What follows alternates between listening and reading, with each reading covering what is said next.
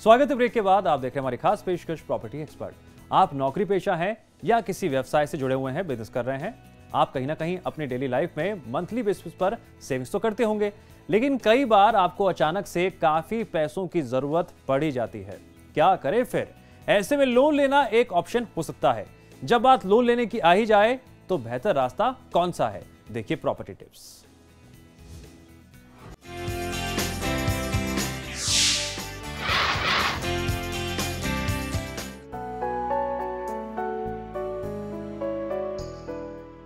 Loan लेने की जरूरत कभी भी आ पड़ सकती है। जहन में सबसे पहले बात आती है पर्सनल लोन लेने की।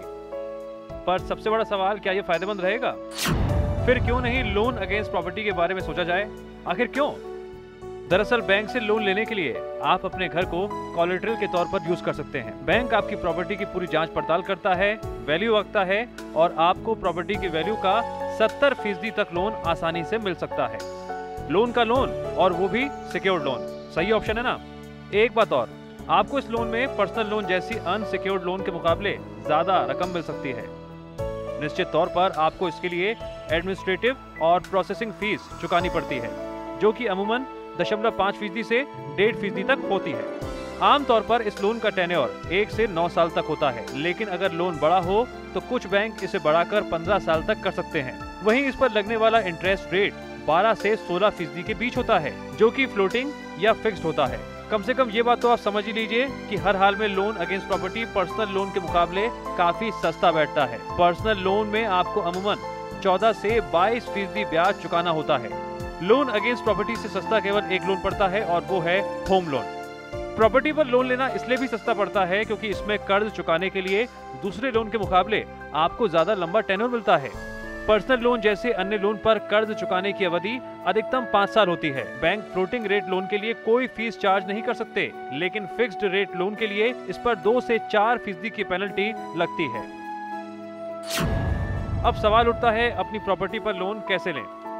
अगर आप जिस प्रॉपर्टी के बदले लोन ले रहे हैं उसमें एक से ज्यादा ओनर हैं, तो उनमें से सभी को लोन लेने के लिए जॉइंट एप्लीकेंट्स बनना होगा। आप किसी भी तरह की फ्री होल्ड प्रॉपर्टी पर लोन ले सकते हैं। इसमें घर से लेकर प्लॉट या फ्लैट तक कुछ भी हो सकता है।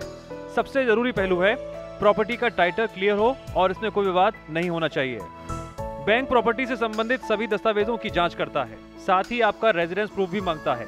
आपको आइडेंटिटी प्रूफ की कॉपी भी जमा करानी पड़ती है। अगर आप नौकरी कर रहे हैं तो आपको पिछले 6 महीने का बैंक स्टेटमेंट भी देना पड़ता है, जबकि सेल्फ एम्प्लॉयड पर्सन को गुजरे 2 साल का सर्टिफाइड फाइनेंशियल स्टेटमेंट देना होता है। बैंक से मिलने वाला लोन कई फैक्टर्स पर डिपेंड करता है। इनमें वर्क प्रोफाइल और लोन लेने वाले की उम्र शामिल होती है। प्रॉपर्टी पर लोन लेने के लिए मिनिमम एज 24 साल है। इन तमाम शर्तों पर अगर आप खरे उतरते हैं तो यकीनन लोन अगेंस्ट प्रॉपर्टी मिलने में आपको कोई अड़चन या दिक्कत नहीं आएगी। सौरभ साहनी, समाचार प्लस।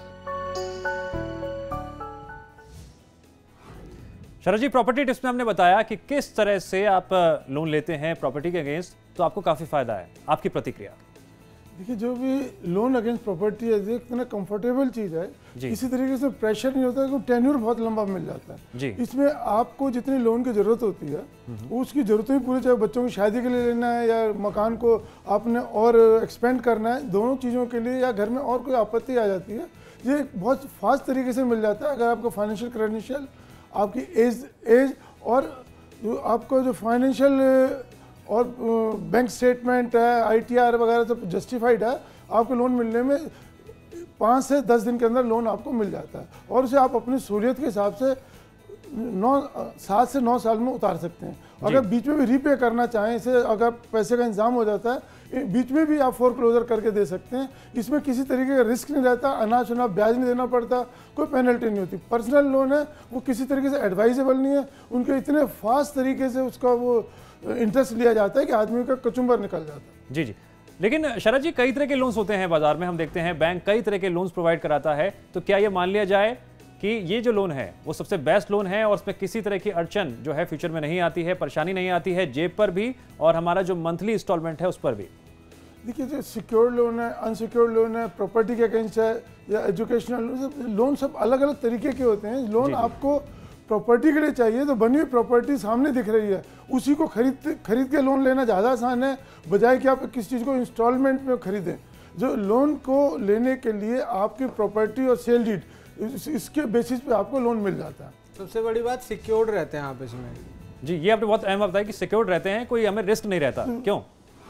जो डॉक्यूमेंट बैंक में रहते हैं किसी तरीके की आपको रिस्क फैक्टर नहीं है उसमें। जी जी जी, बिल्कुल सही कहा आपने। तो उम्मीद करते हैं कि दर्शकों को और उन तमाम बायर्स को और साथ ही साथ उन तमाम जरूरतमंदों को जिनको लोन की दरकार है, जरूरत है, वो इस बात को भली भांति समझ पाए होंगे कि आखिरकार क्यों ये लोन जो है सबसे बेस्ट है। चलिए शरद बंसल जी, आप स्टूडियो में आए, आपने दर्शकों को, बायर्स को एज ए प्रॉपर्टी एक्सपर्ट इतनी महत्वपूर्ण जानकारी दी, उसके लिए आपका बहुत बहुत शुक्रिया। सौरभ साहनी, आपका भी बहुत बहुत शुक्रिया। और फिलहाल हमारे इस खास पेशकश में इतना ही। आप देखते रहिए समाचार प्लस।